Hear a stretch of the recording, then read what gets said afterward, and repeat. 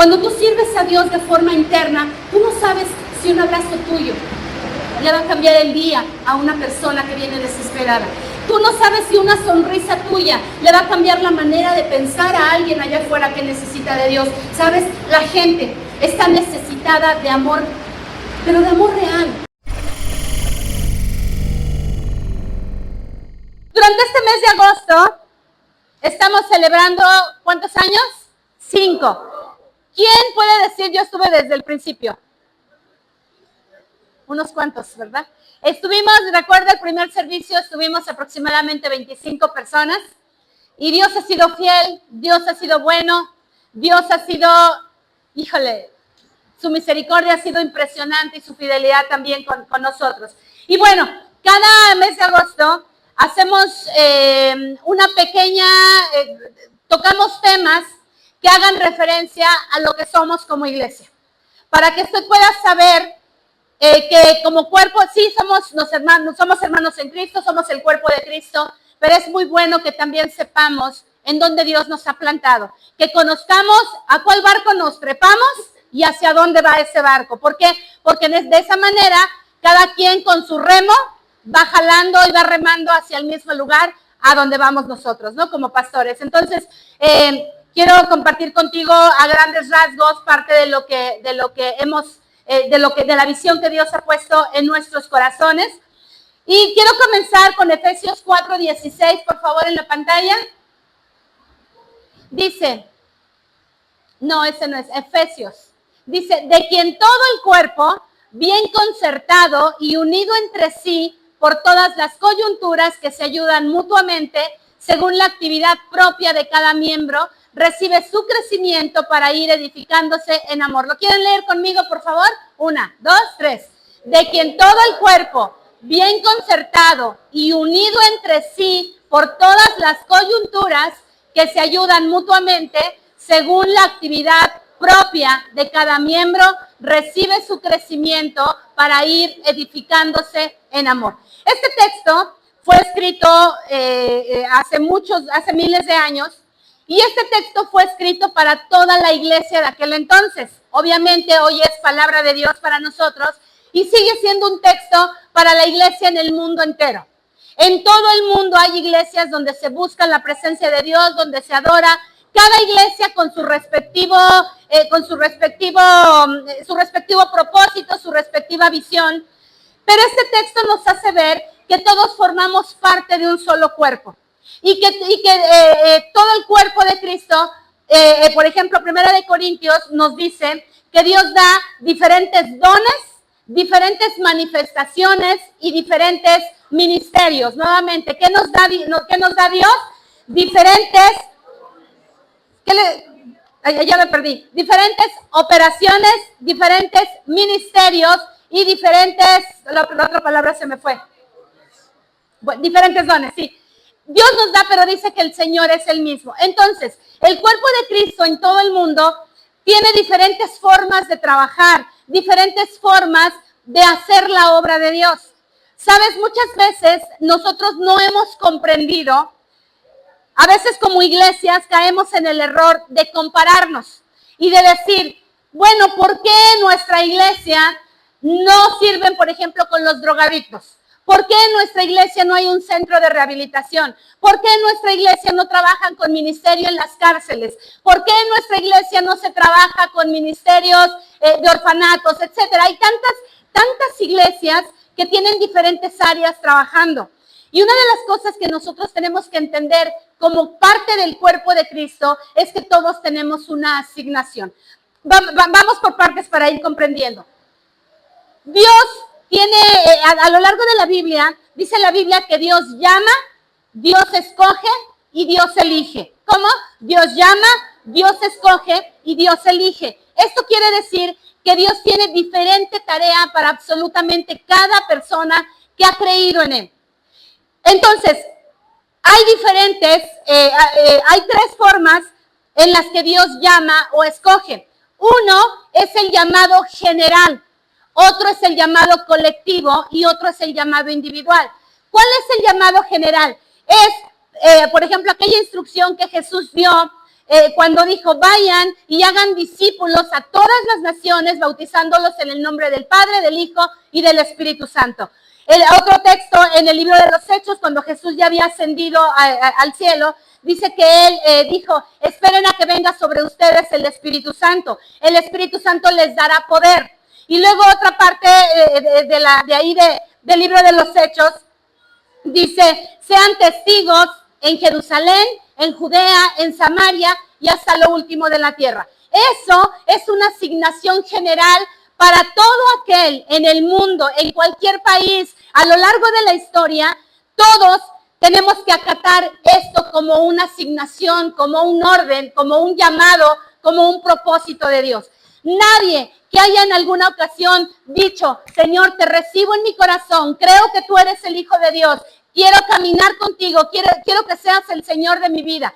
Y nadie que alguna vez haya hecho esta oración está exento y obligado a cumplir este mandato, de hacer discípulos a todas las naciones, de llevar el evangelio a toda criatura, con tus palabras, con tu testimonio, con tu manera de vivir. Eso no es para unos cuantos. El llamado de predicar y anunciar el evangelio es para absolutamente todo aquel que alguna vez ha recibido a Jesús en su corazón. No hay nadie, y como decía el apóstol Pablo, ay de mí si no anuncio el evangelio. Ay de mí si yo me quedo callado con lo que Dios ha hecho en mi vida. Ay de mí si yo alguna vez he dicho que soy hija de Dios y no he hecho esta instrucción que Jesús me mandó, a ser discípulos y extender el reino de Dios. Ese es un llamado general. Aquí entramos todos los creyentes de todo el mundo en cualquier época. Pero después viene un llamado colectivo, que esos ya son llamados más específicos para determinado grupo de personas. Por ejemplo, dice la Biblia que Jesús le predicaba a las multitudes, pero por ejemplo adiestró a 120, perfeccionó a 70, ¿cómo sería la palabra? Se vació, se adiestró, puso de sí en sus 12 discípulos. Pero de esos 12 discípulos, escogió a 3 para llevarlos al monte de la transfiguración. Y de esos 3, la Biblia dice que uno era llamado el apóstol amado, que era el apóstol Juan. Ahora, imagínate, cuando dice la Biblia que mandó, por ejemplo, a sus discípulos, a los 120, dice que los mandó de 2 en 2, y los mandó a las aldeas, los mandó a los diferentes lugares a predicar. ¿Se acuerdan que les dio instrucciones? Les dijo, no lleven ni alforja, ni bolsa, ni bastón. En fin, les dio ciertas instrucciones. ¿Por qué? Porque era un llamado diferente. Las multitudes, los 120, los 70, los 12, los 3 y el 1. Imagínate que Jesús dice a Pedro, dice a Santiago y dice a Jacobo, vengan conmigo, vamos al monte porque necesito revelarles, necesito mostrarles algo. Y entonces allá en el monte, ustedes recuerdan lo que dice la Biblia, se aparecen Elías y Moisés en el monte de la transfiguración y dice que las vestiduras de Jesús se pusieron blancas como la nieve. Es decir, ellos vieron la gloria de Dios. Y quizá los 9 que se quedaron abajo del monte, quizá pudieron pensar, ¿y por qué solo lleva a Pedro, a Jacobo y a Juan? Honestamente, ¿qué hubiéramos pensado muchos de nosotros al ver que Jesús solo se subió con 3? La verdad, ¿qué hubiéramos pensado? ¿Tiene preferidos? ¿Tiene consentidos? De seguro a ellos sí los llamó porque ellos sí están diezmando y están ofrendando. De seguro le dieron allí un soborno para subir con ellos. No. ¿Por qué no se subió a los otros 9 si también eran parte de su equipo de predicación? También ellos habían visto el poder de Jesús. También ellos habían visto cómo Jesús oraba y sanaba a los enfermos. ¿Por qué solo subió a 3? ¿Sabes por qué? Porque no depende de tus capacidades ni de lo que hagas. Depende del llamado y el propósito que Dios tiene para ti. No tengas celo, no te frustres, no te desesperes. Si ves que Jesús subió con 3 y a ti no te ha llegado tu turno, es porque Dios tiene otra asignación para ti. ¿Sabes por qué era importante mostrar su gloria? A Pedro, a Jacobo y a... ¿Quién fue el otro? Pedro, sí, bueno, ellos 3. ¿Sabes por qué los mostró? Porque cuando Jesús ya no estuviera, ellos 3 iban a ser las principales cabezas de la iglesia cuando Jesús ya no estuviera. Era necesario que ellos tuvieran una manifestación que los otros 9 no tuvieron. porque tenían una asignación especial. Y sabes, los hijos de Dios a veces vamos por la vida en nuestro caminar con Dios, frustrándonos, tropezándonos, levantándonos, amargándonos, confundiéndonos, porque muchas veces el hermanito o la hermanita que tiene poquito tiempo en la iglesia ya predica, ya es líder, ya hace aquí, ya hace allá, ya X cosa. Y a veces uno dice, ¿y por qué yo no? ¿Y por qué yo no he avanzado? Independientemente de que muchas veces es el esfuerzo, la entrega y todo esto. Simplemente hay cosas que Dios te va a mostrar a ti, que te va a revelar de acuerdo a tu propósito, de acuerdo a tu llamado. Y si tu llamado y tu propósito tienen que ir un poquito más lento que el hermano que va al lado tuyo, ten paciencia, tu momento va a llegar. Yo estoy convencida de algo, que cuando tú caminas en los planes de Dios, el tiempo es relativo. ¿Sabes por qué? Porque muchas veces uno puede pensar que va uno atrasado y el otro ya va adelantado. Y hay veces que el tiempo pasa y uno dice, mi tiempo se está yendo.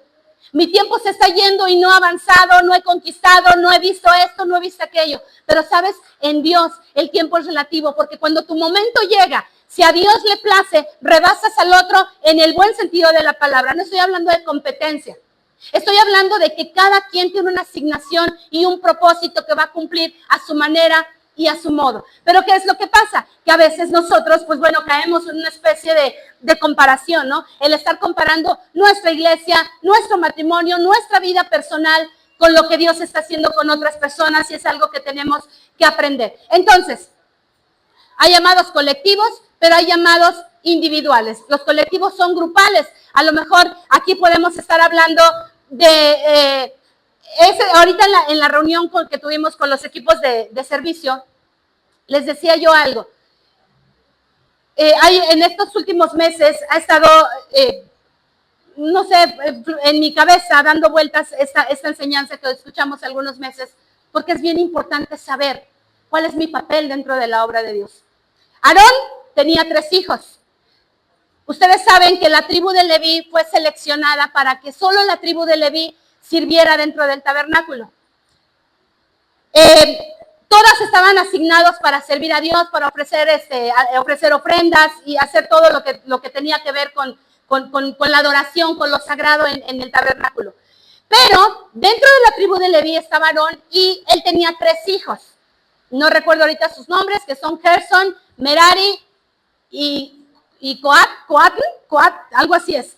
Él tenía 3 hijos. Cada uno de sus hijos y su descendencia tenían un cargo especial. Cuando era momento de levantar el tabernáculo, ustedes saben que dice la Biblia que cuando la nube se levantaba, había que mover el tabernáculo y moverse del lugar. Y entonces, cada uno de los hijos de Aarón tenían una asignación especial. Uno de ellos, con su linaje, estaba destinado, obligado, mandado a decir, ustedes se van a hacer cargo de desmontar las cortinas, las telas, las pieles de animales y las van a transportar. Otro de los hijos de Aarón, junto con su linaje, decían, tú estás destinado a desarmar el tabernáculo, vas a llevarte las maderas, las columnas, lo que sostiene el tabernáculo, tú lo vas a trasladar. Pero otro de sus hijos, junto con su linaje, estaba destinado a transportar solo lo sagrado. Solo lo que era el altar del lugar santísimo, el candelabro, la mesa de los panes y el altar de incienso, así como el altar de afuera donde se ofrecían los sacrificios y la fuente. Esas cosas las tenían que trasladar solamente ellos. No era de, vámonos, ya la nube se movió, tú agarra esto, cada quien agarre algo y vámonos todos. No, había un orden que cumplir. Cada uno ejercía su asignación en una manera ordenada y en una manera establecida por Dios. No es nada más de agarrar y decir, vamos todos y agarre cada quien una piedra y cada quien agarre un palo y vámonos, vamos a construir. No, cada quien tenía su asignación. Entonces, esto nos enseña a darnos cuenta que hay asignaciones colectivas. Hay llamados y propósitos colectivos, pero también hay individuales. Si no encuentro cuál es mi asignación y mi propósito individual, menos voy a cumplir un llamado colectivo. Y a lo mejor el general medio voy a entender que tengo que predicar el evangelio, pero no del todo. ¿Me explico? Entonces, ahora, aquí es donde vamos a lo que somos nosotros como un llamado colectivo. Tenemos un llamado colectivo como iglesia. Hace 5 años, cuando Dios movió las cosas de tal manera que nosotros entendimos que era momento de dar un siguiente paso, de poder arrancarnos con la iglesia, había mucho miedo en nuestro corazón. Dios sabe que había mucho miedo, hubo muchas lágrimas, hubo mucha confusión, porque algo que no queríamos era salirnos de la voluntad de Dios. Algo que no queríamos era movernos por una emoción, por una circunstancia. Queríamos que fuera Dios de manera clara y precisa quien nos indicara es momento de iniciar o es momento de dar un siguiente paso. Una vez que después de oración, como les digo, después de lágrimas y de muchas cosas, entendimos que era el momento, Dios puso todas las cosas, Dios acomodó absolutamente todo y entonces iniciamos. Y recuerdo que entre todo no era lo mismo servir bajo un ministerio, recibiendo órdenes, que estar ya al frente. Y era un miedo porque uno sabe que no va uno a cuidar elotes, no va uno a cuidar papas, va uno a cuidar gente de la cual vamos a entregar cuentas. Y eso da miedo. Entonces, recuerdo que en esa ocasión, en un tiempo de oración, llorando, me acuerdo que yo sabía que tenía miedo. Y entonces recuerdo que Dios me lleva a un texto donde dice, ¿acaso no tienes rey que te dirija? ¿Por qué tiemblas de miedo? Esto trajo paz, trajo tranquilidad, trajo confirmación a nuestro corazón. Cuando entendimos que era de Dios, dijimos, bueno Dios, ahí vamos. Si tú vas a estar con nosotros, vamos. Y entonces, ahora dinos, ¿cómo empezamos? ¿Cómo nos movemos? ¿Para dónde le damos? Y recuerdo que lo primero que hicimos fue correr a la palabra. Si tú no nos das una instrucción de manera que a través de la palabra nos quede completamente claro, Señor, no queremos movernos, como decía Moisés, ¿no? Si tu presencia no va conmigo, no me saques de aquí. Y entonces, ya que Dios confirmó, dijimos, Dios, muéstranos qué es lo que tienes para nosotros, hacia dónde quieres cómo quieres que nos movamos. Y entonces, Dios nos lleva a Miqueas capítulo 4, que ya lo hemos explicado en otras ocasiones y hoy solamente quiero resumirlo. Esa palabra, esa instrucción que yo le he dado el nombre de, son 5 ruedas, 5 ejes sobre las que la iglesia ha caminado. Y todo lo que se haga, evangelismo, lo que se haga aquí adelante, lo que se haga afuera, las reuniones de oración, todo evento, toda cosa que se haga como parte de las actividades de esta iglesia, todas van montadas en un carro de 5 llantas que están en Miqueas capítulo 4. Y no lo vamos a leer, solo las voy a mencionar. Dios nos dio estas 5 instrucciones.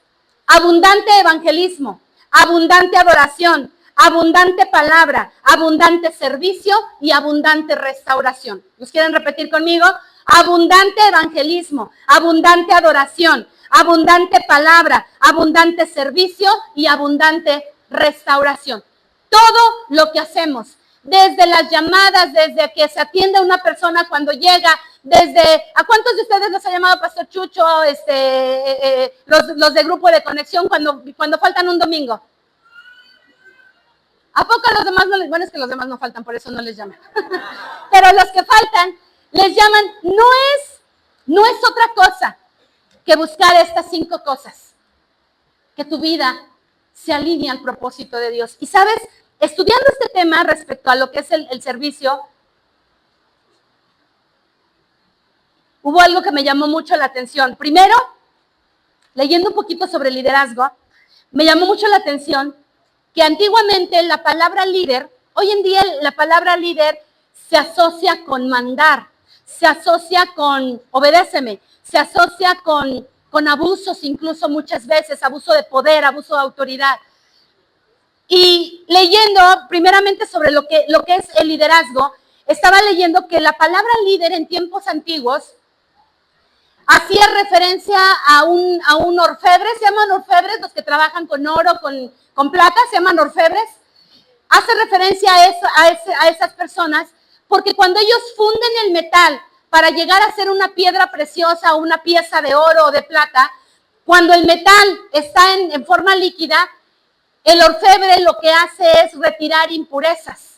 Y después de retirar impurezas va a filtrar los metales. Y después de filtrar los metales, entonces le da forma a la pieza. Hasta que de esa pieza, o hasta que de esa forma que le da, nace una piedra hermosa. Y de acuerdo al tamaño y a la forma, va a ser el costo de esa piedra. Bueno, pues eso es lo que representaba en tiempos antiguos la palabra líder.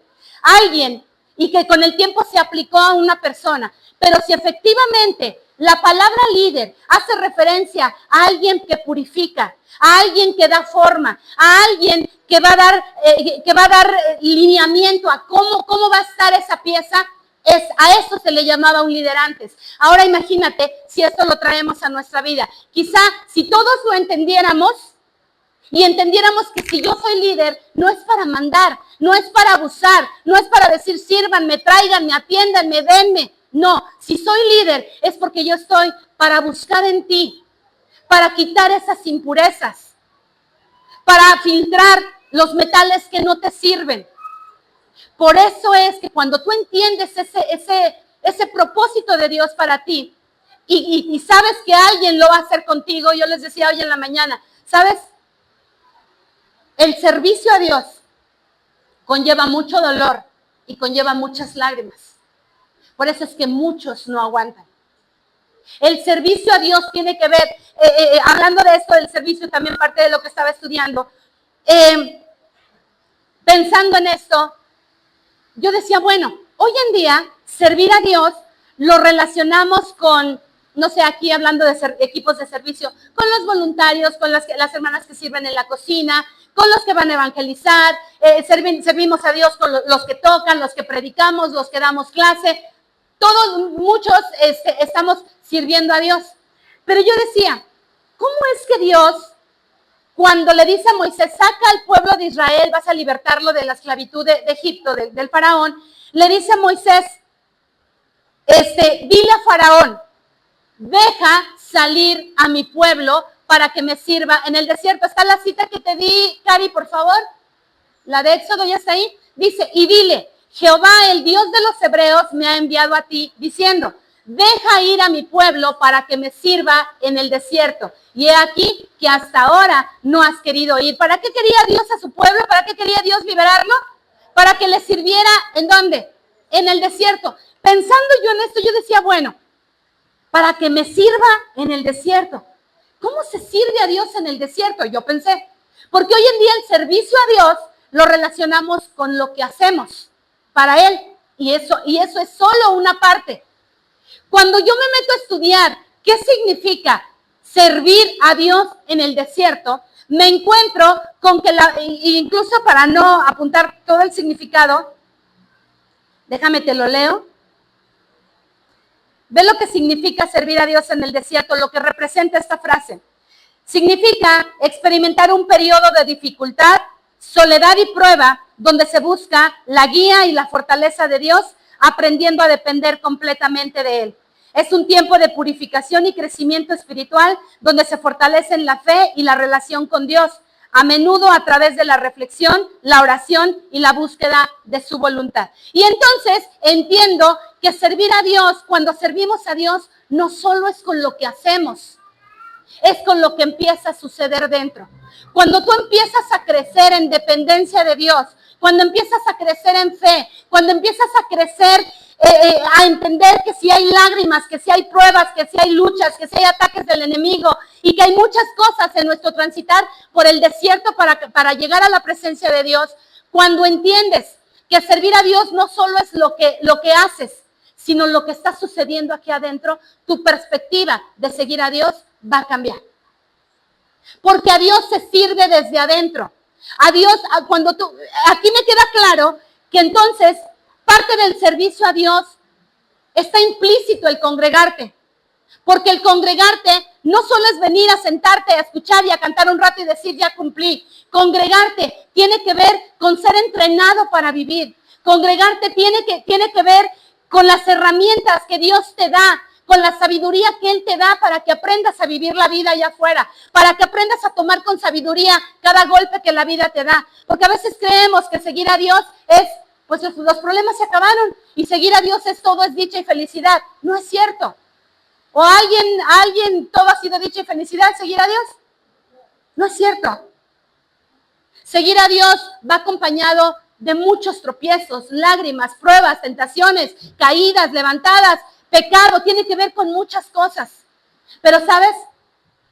Cuando entiendes que servir a Dios nace desde adentro, creces en dependencia, creces en fe, creces en carácter, ya es una forma de servir a Dios. ¿Por qué? Porque ellos, los que salieron del pueblo de Egipto, cuando se les dijo, deja salir a mi pueblo para que me sirva en el desierto, no se estaba refiriendo a que fueran voluntarios, a que cocinaran en la comida y vendieran, en la cocina y vendieran. No se refería a evangelizar, todavía Jesús no había venido para anunciar las buenas nuevas. No se refería a cantar o a adorar o a que alguien iba a dirigir la alabanza, a que alguien tomara fotos o grabara videos. Hoy en día, todo eso es parte del granito de arena que todos formamos para hacer crecer una iglesia. Pero todo comienza desde acá adentro. Porque cuando pensamos que el servicio solo es enfrascarme en lo que hago, ¿sabes qué? Como te decía ahorita, servir a Dios va acompañado de lágrimas y dolor. Cuando no lo entendemos del todo y solo creemos que es lo que hago, entonces lo que va a venir muchas veces es, en algún momento te vas a desanimar. En algún momento vas a decir, no puedo con esto. En algún momento vas a decir, ya no quiero, ya no puedo, hasta aquí llegaron mis fuerzas. En algún momento vas a tropezar y a decir, me siento sucio, me siento pecador, siento que no. Y muchos, ¿cuánta gente? Se dice que por cada persona en una iglesia hay 2 afuera que se han apartado. Por frustración, por desesperación, por desánimo, por lo que tú quieras, están 2 afuera por cada uno de los que estamos sentados aquí.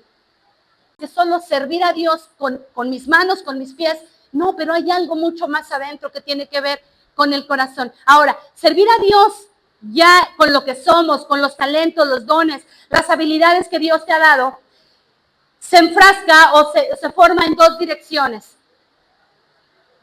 Dentro, los que servimos dentro, implantamos, enraizamos el reino de Dios. Y los que sirven fuera extienden el reino de Dios. Cuando tú evangelizas, cuando tú aconsejas, cuando tú discipulas, cuando tú testificas a alguien, estás sirviendo a Dios de forma externa, es decir, estás extendiendo el reino de Dios. Y cuando tú sirves aquí, como decía hace ratito el pastor Chucho, cuando hay gente que ha dicho, me quedé en esta iglesia porque ninguna iglesia me habían atendido me habían recibido como me recibieron aquí. Porque ninguna iglesia se siente el calor que he sentido en esta iglesia. Gracias a Dios por esos comentarios. A lo mejor también por ahí hay otros que no son tan buenos, ¿verdad? Pero gracias a Dios por esos comentarios. Cuando tú sirves a Dios de forma interna, tú no sabes si un abrazo tuyo le va a cambiar el día a una persona que viene desesperada. Tú no sabes si una sonrisa tuya le va a cambiar la manera de pensar a alguien allá afuera que necesita de Dios. ¿Sabes? La gente está necesitada de amor, pero de amor real.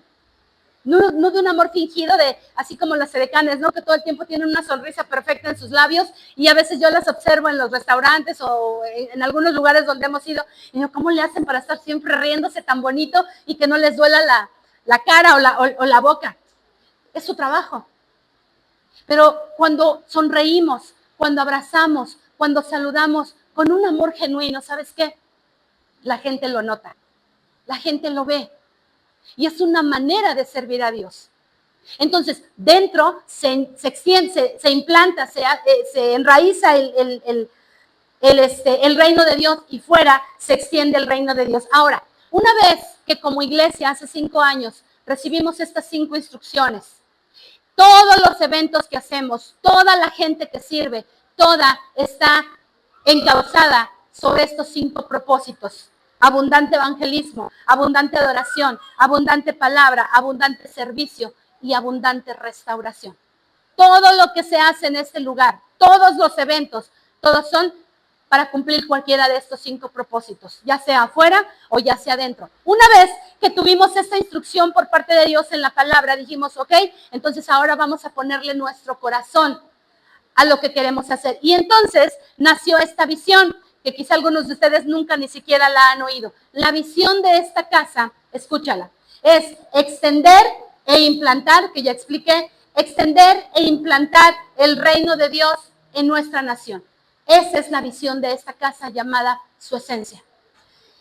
Y la misión que tenemos como iglesia está resumida en estas palabras: inspirar y guiar a cada persona a encontrar y desarrollar su propósito en Dios. Inspirar y guiar a cada persona a encontrar y desarrollar su propósito en Dios. Por eso las escuelas, por eso los esenciales, por eso es lo de experiencia esencia, por eso el grupo de conexiones, por eso las maestras discipulando niños, por eso Alison y Ariel discipulando adolescentes, por eso los grandes discipulando a los grandes, porque todos lo que hacemos, un propósito. Muchas manos, muchas cabezas, muchos corazones, un solo propósito: guiar a cada persona a encontrar y desarrollar su propósito en Dios. Entonces yo les decía en la mañana, esto es como una carreta. Unos van jalando, otros van empujando y ahí vamos. Pero ¿sabes qué? Muchos solo se han trepado a la carreta. Y la carreta a veces pesa más cuando solamente unos se trepan y unos van jalando y otros van empujando. No estoy diciendo que pese en el sentido de desgano, de molestia. No, a veces es más desgastante porque queremos que todos y cada uno de ustedes entiendan que si son parte de esta casa, déjame decirte por principio de cuentas que no es casualidad. Nadie, absolutamente nadie aquí ha llegado por casualidad, porque hay una oración que ha regido la vida de mi esposo y yo desde que iniciamos la iglesia. Asígnanos tú a la gente que ha de formar parte de nosotros y asígnanos a nosotros a sus vidas. Porque de esa manera no va a haber de que, pues a ver, pues estamos probando, pues voy a probar aquí, voy a probar allá. No, porque necesitamos, no solo nosotros, cada pastor necesita su base, necesita su equipo que sabe que le van a levantar los brazos en un momento de dificultad. Y eso es lo que queremos. Y algo que agradecemos infinitamente a Dios es justamente eso, que algunos pastores le han comentado a veces a mi esposo, que a pesar de no ser una iglesia muy grande, tenemos prácticamente a la mitad de la iglesia, un poquito menos, sirviendo en algún área. Y pastores que tienen a lo mejor iglesias más grandes, con más tiempo que nosotros, ellos comentan, tienen muy poquita gente sirviendo. Digo, a proporción de la gente que tienen. Y esto es algo que no lo pagamos con nada. A veces ustedes van a oír de parte mía, a lo mejor de mi esposo, el decir, gracias Linda por ayudarnos, gracias Chucho por ayudarnos con esto, gracias Anel por ayudar. De repente por ahí van a estarnos, porque es lo mínimo que podemos hacer. Pero de verdad que si pudiéramos a veces hacer más, lo haríamos. Porque Dios es testigo que en oración a veces hemos llorado solo de gratitud, porque a veces hablamos con mi esposo, qué gente tan linda Dios nos ha regalado, qué gente tan especial, porque podemos sentir en la mayoría un cariño real, un abrazo real, no un saludo, un abrazo de, pues es el pastor, tengo que saludarlo. No, es real lo que se siente y eso es algo que de verdad puedo decir, Dios, gracias por la vida de cada persona que nos has asignado. Por eso te digo, ya estás en este barco. Y si estás aquí ya por tiempo, déjame decirte, no estás aquí por casualidad. Has sido llevada en oración desde hace 5 años, diciéndole a Dios, asígnanos a cada persona que llega a esta casa. Y cuando comenzamos, no sé quién de ustedes estaba ahí, la primera vez, ¿quién estaba? ¿Alguien estuvo en ese primer servicio donde éramos como 25 personas? Ay, Javis, con sus ojitos cerrados, pero él levanta la mano. Nelly también estaba ahí, si es cierto. ¿Alguien más estaba? Éramos como 25 personas, recuerdo, en ese primer servicio. Y de ahí han ido llegando, llega una, llega otra, otras vienen solamente de paso, se han ido, pero algo tenemos claro, quien llega y se queda es porque ha sido asignado por Dios y hemos sido asignados como sus pastores. Y ahí es donde viene el verdadero reto. Ayudarte a encontrar y desarrollar tu propósito en Dios. Amén. Ese es nuestra misión, vamos a decirlo así, nuestro llamado colectivo, nuestro llamado como iglesia. Sí, hay una iglesia aquí enfrente que va y sirve, tiene su centro de rehabilitación. Qué bueno, gracias a Dios por ellos. Si en algún momento del desarrollo de este ministerio Dios nos dice, abre un centro de rehabilitación, lo abrimos. Si en algún momento que aquella iglesia visita, gana almas con estas estrategias, gracias a Dios por ellos. Si en su momento Dios nos da esa indicación, vamos a dar ese paso. Pero lo que queremos es que podamos entender que no podemos frustrarnos y vivirnos como a veces como los matrimonios, ¿no? ¿Por qué no eres como la esposa de fulanito? ¿O por qué no eres como el esposo de sutanita? No, somos una iglesia única, especial y escogida. No la mejor, sin duda no somos la mejor, pero tenemos una asignación especial y es sobre eso, sobre lo que queremos caminar y que ustedes puedan conectarse a nuestro corazón. ¿Sabes por qué? Porque cuando Dios tiene una visión para determinada situación, Dios escoge un líder y le asigna a las personas indicadas a ese líder para que juntos caminen hacia ese propósito. Y yo creo que todos los que están aquí son asignados a parte de ese propósito que Dios ha puesto sobre mi esposo y sobre mí. Pueden decirme, sí, yo soy, amén, sí, algo, díganme. Vicky, con las dos manos. Gracias, Vicky, gracias, Eri, gracias a todos por eso. Ahora, muy bien, ya entendimos que tenemos un llamado colectivo. Ahora, vamos al llamado individual. Ese, sin duda, yo quise tomarlo del mejor ejemplo que tenemos, que es la vida de Jesús. Y está en Lucas capítulo, Carlita, por favor, Lucas capítulo 2. Entonces Él les dijo, ¿por qué me buscabais? ¿No sabíais que en los negocios de mi Padre me es necesario estar?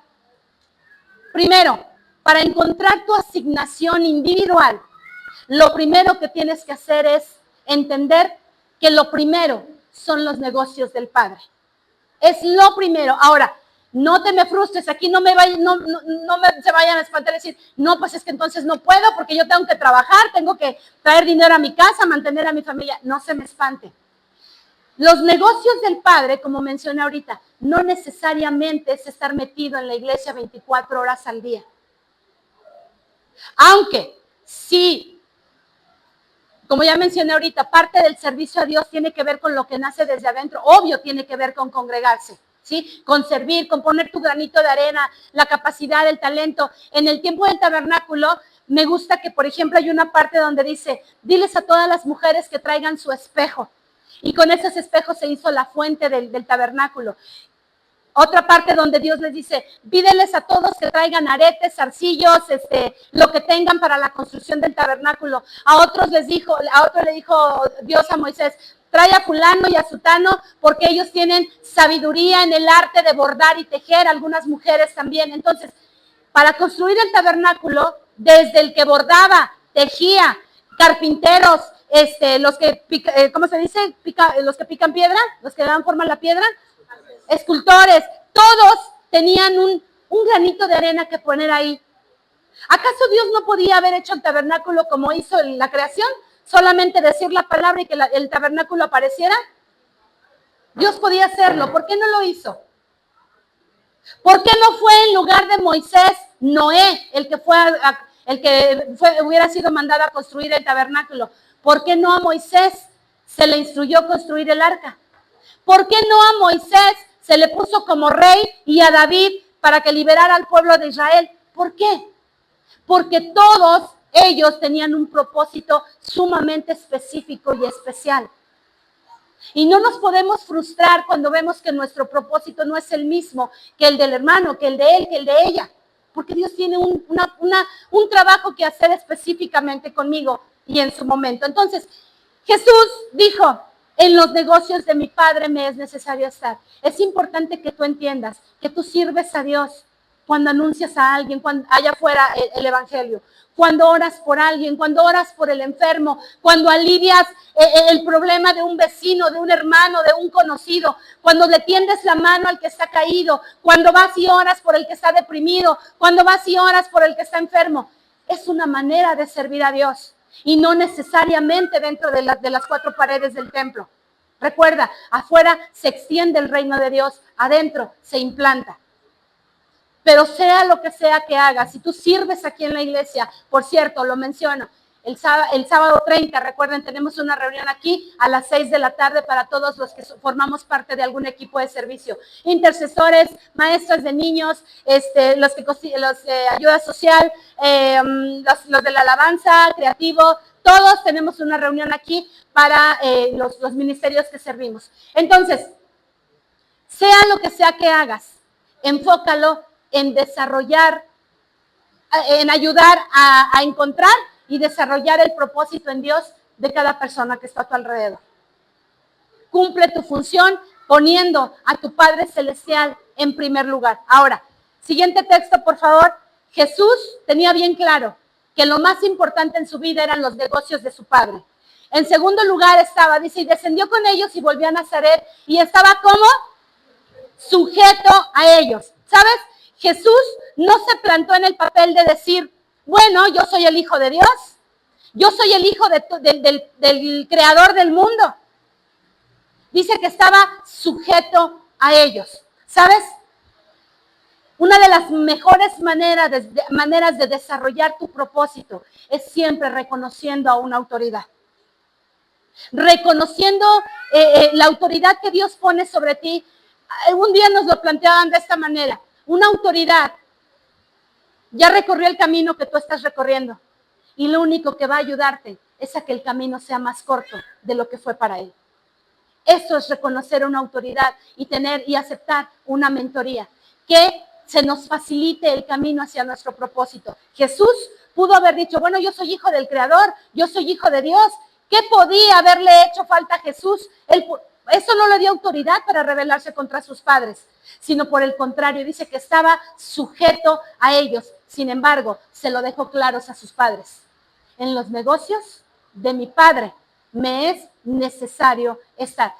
Tercer cosa, dice el versículo 52, y Jesús crecía en sabiduría y en estatura. Yo te pregunto, Jesús, dice la Biblia que él dejó su divinidad, se despojó de su divinidad, dice que dejó su trono para hacerse hombre y vivir entre nosotros. Él siendo Dios mismo, ¿le haría falta sabiduría como tal?